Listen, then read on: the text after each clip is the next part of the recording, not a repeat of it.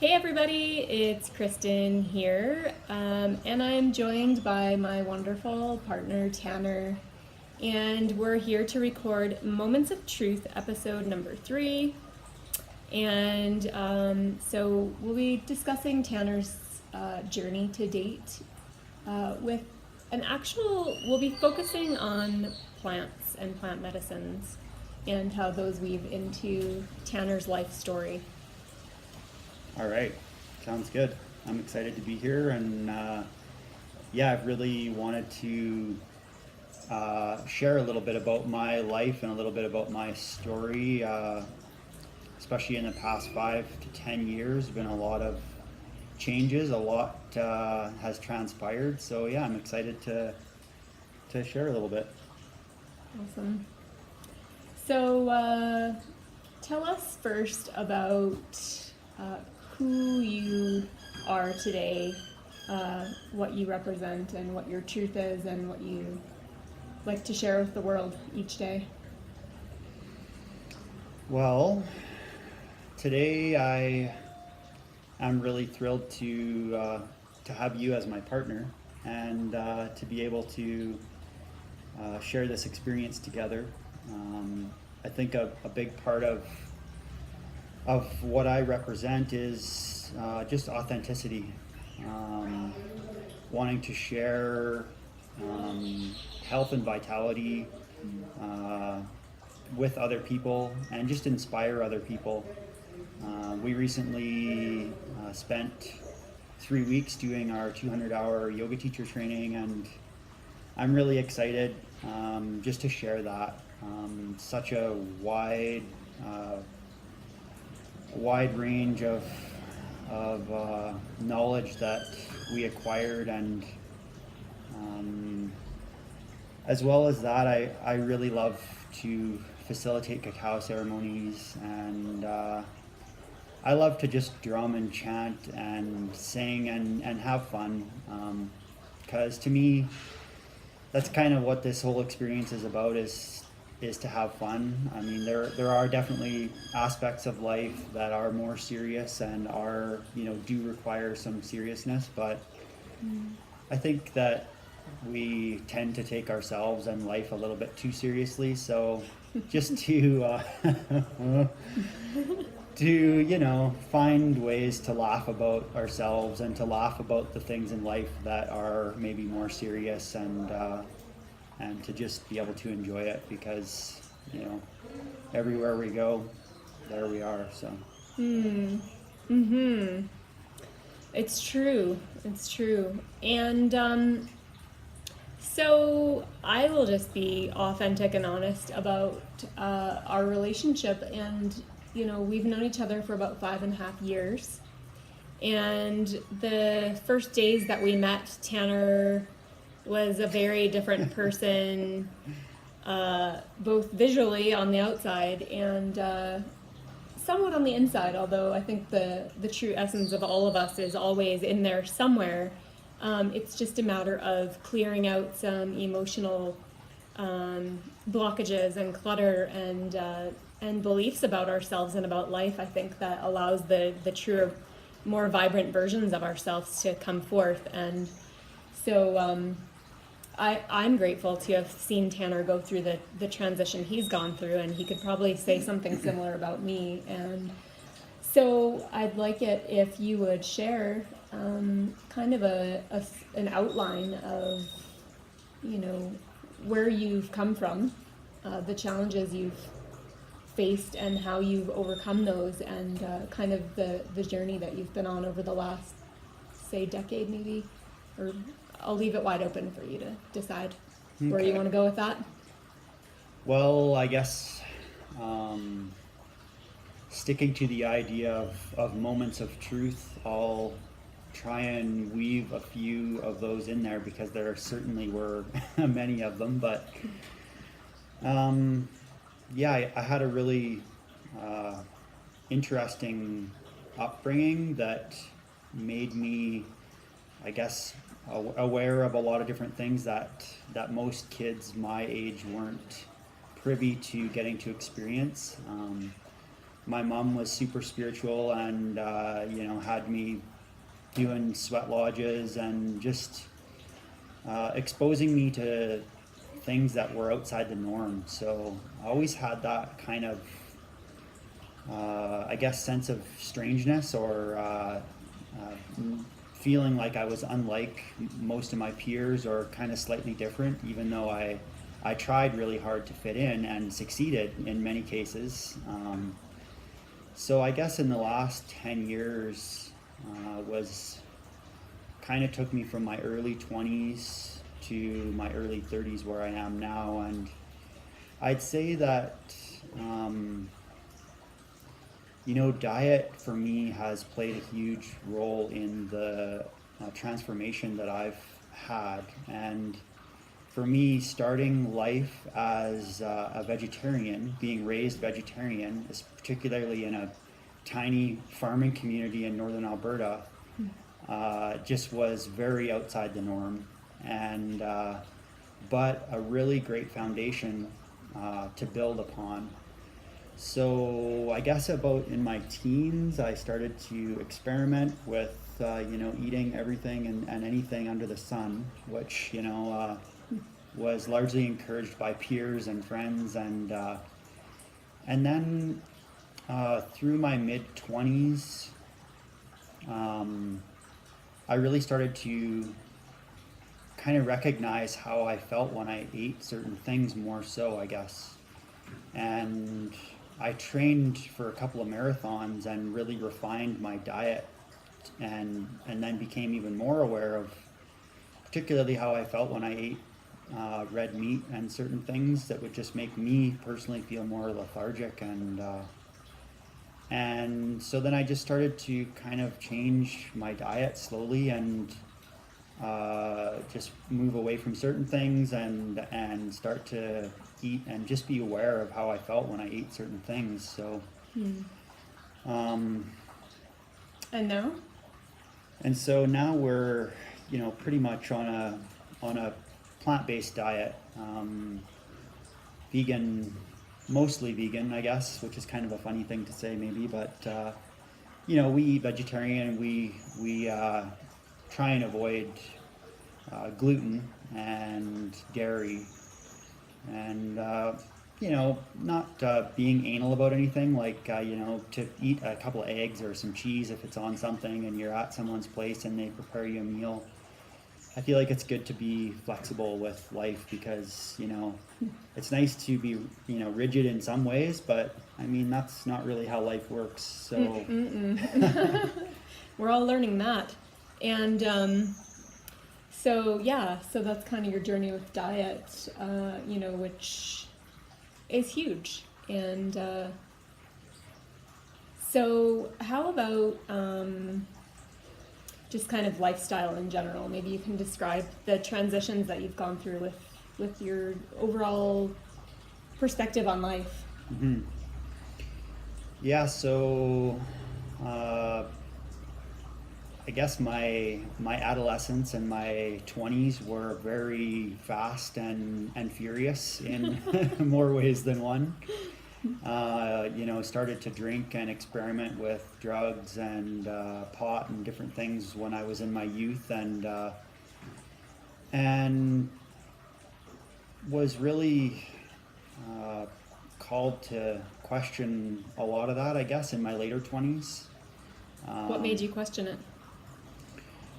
Well, I guess just taking a break, stepping back from it at certain periods. Like I smoked cigarettes from probably 16 to 28, and I drank probably from that time, probably right up until last year. I was an occasional drinker, and the hard drugs and different things were a part of my life for probably on and off to 10 years. But I guess the moment of truth with hard drugs was really me recognizing that it just wasn't the direction I wanted to take my life in, that it wasn't taking me where I envisioned myself going, which was to have health and vitality,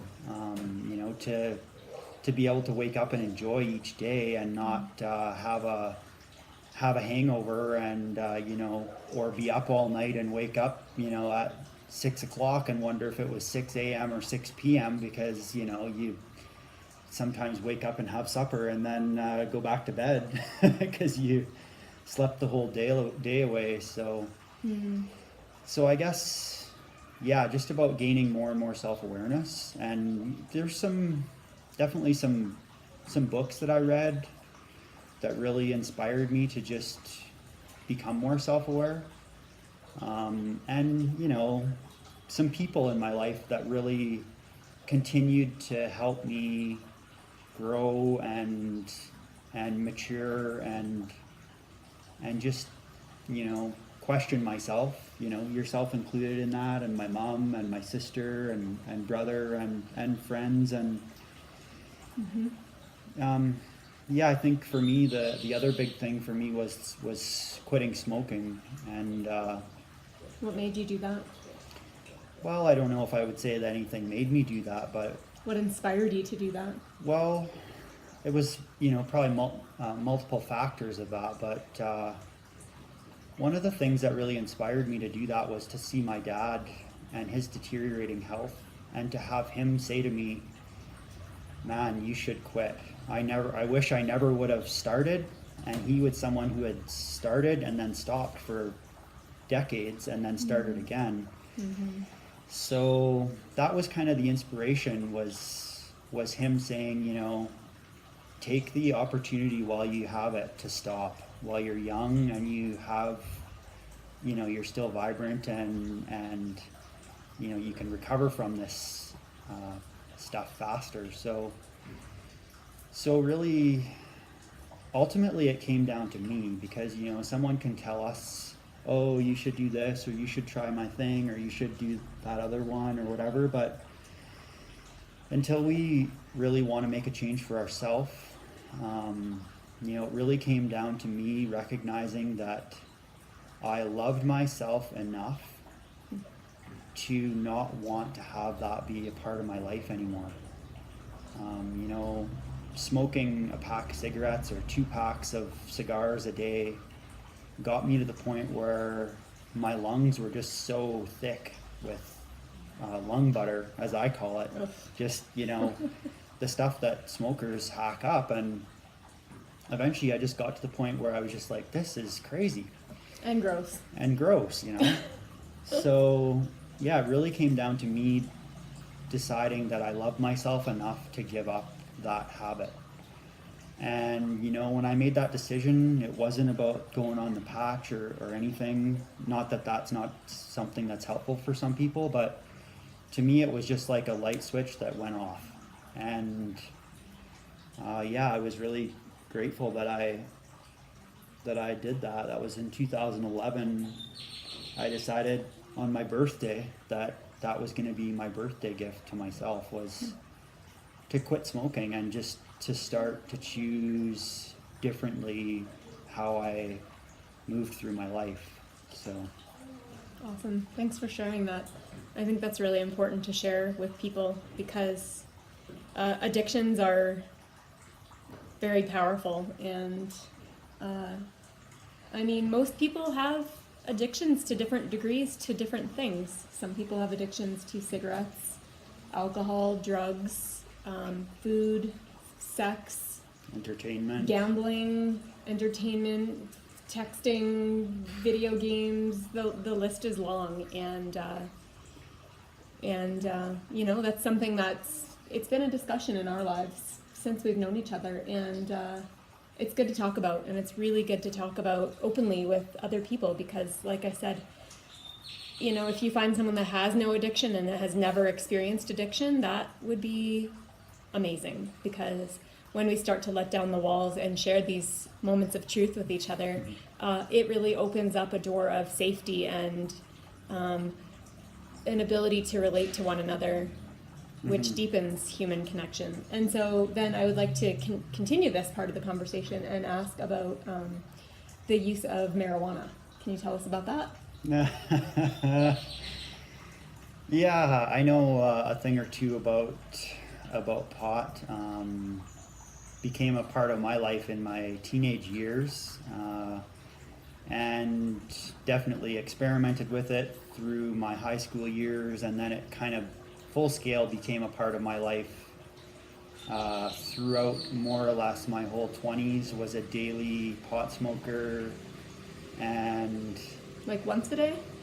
oh no, that would be, once just to get things rolling, To get out of bed?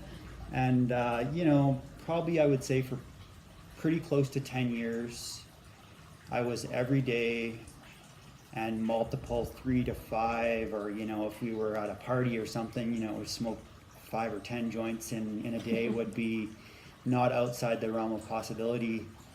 And yeah, to me, this really coincided with the smoking. And when I stopped smoking cigarettes, it made me recognize how I used smoking as a way to avoid difficult conversations, or to just be able to remove myself from a situation and just say, oh, I got to go have a smoke. I'll be back later. Like a pass card. Yeah, and It's free escape pass. yeah, it's a just another tool for avoidance of our feelings or conversation or different things. But yeah, then I started to slow down on smoking as much pot, probably in my later 20s. But it was definitely a huge part of my life, and it was really hard, even after quitting smoking, to keep smoking pot. I know a lot of people, including myself, would smoke cigarettes to cover up the smell of pot, because, heaven forbid, someone should know that you smoke pot. Because cigarettes are widely accepted Yeah. as a totally okay thing in our culture. Sure, and if you want to talk about plant medicine, tobacco or mapacho, is a medicine that's been used for thousands of years too.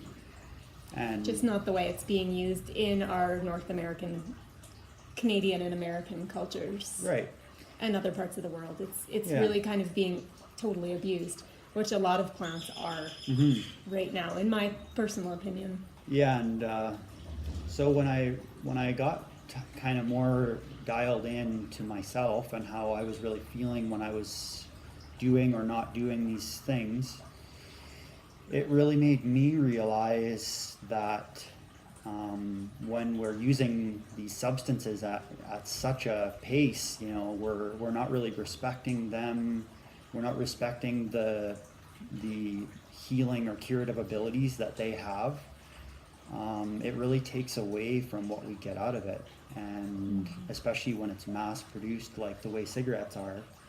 Absolutely. It's Right from the seed that goes into the ground to the end product, there's a lot of carelessness and a misunderstanding and a misconnection between the humans and the plants now.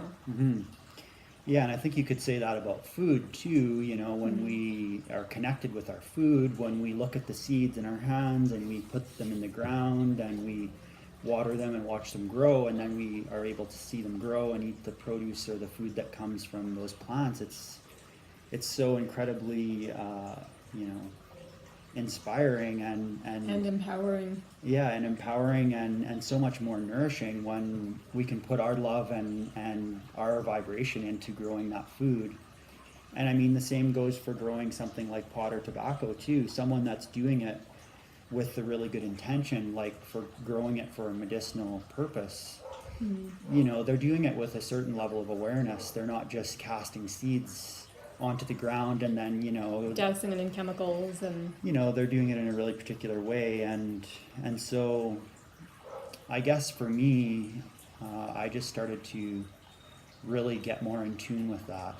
And then when we met, we started to have some long conversations where we were just sharing really openly about our thoughts and we were sharing lots of moments of truth. our lives and how we thought we might want things to move forward, and I started to realize that when I smoked pot, my memory was impaired, and that I wanted to be able to remember all of our conversations together, because it was really important to me that I know and have access to the the you know the truth that we'd shared between each other. So that was when I started to, I guess, call into question even more deeply the use of pot in my life. And I still did use it occasionally for probably a few years. You know, when you used it the most was, well, you kind of quit for a while, like totally quit for a while. And I wasn't a pot smoker at the time. Although I've had times when I had a bout of months of insomnia right about when we met. And it took a lot of arm twisting and convincing for me to use it with respect medicinally right before I laid down to go to sleep at night. And it really helped me get through that period in my life where I was going through a lot of stressful transitions. And but you know, then neither of us used it for a long time because we didn't need it. And then you took a job where you really weren't that happy, and it was really hard for you to day after day go and do that work. And that's when you started using it again, you know, quite a bit more heavily, I'd say. And then what happened? Well, I guess that I quit that job. That was a big factor in it for sure. I've had a really interesting life with career and different experiences and things. And I was a truck driver and an equipment operator, and I worked on our family farm and other friends' farms, and I was a pipeliner and worked in a pool hall. And so I've done a lot of a very wide variety of different things. And realizing to me that I couldn't do that work anymore, it was really hard to accept, because I really kind of wanted to fit into a role that society had available for me, that you know, a lot of my peers and family, you know, wanted me to look a certain way or present myself to the world and to the community in a certain way. And when I finally realized that that really wasn't true to who I wanted to be and for what I wanted to become, you know, that was when I decided that I couldn't do that work anymore, driving truck in the oil patch and promoting what I knew wasn't the way forward for our species and for me personally. It was kind of dampening the soul, you know, keeping the brightness and the vibrance really tamped down. And so when I was able to give up that work, then you started growing a beard. Yeah, I did. And, you know, I think a lot of these things, like, we use as coping mechanisms. And it's not to say that you know, we don't have our own ways of coping with stress and things, but I think we've learned other habits and other ways of dealing with stress that are healthier, that don't have any impact on our body, that we're able to process our feelings and or that they have a positive impact on our body. Yeah. So for me, then I kind of dabbled and smoked once in a while, or, you know, when I'd get together with you know, certain friends or family, then, you know, I'd have a toke, or, you know, it's a familiar pastime. Yeah, and it really is a way of bonding together too. It's, you know, something that I've shared with a lot of my friends and family, and, you know, we've had that kind of link that we always, you know, would burn a joint when we got together, and that was just kind of, you know, that was square one. That's what you did. But so just kind of sliding away from that topic and toward a new one.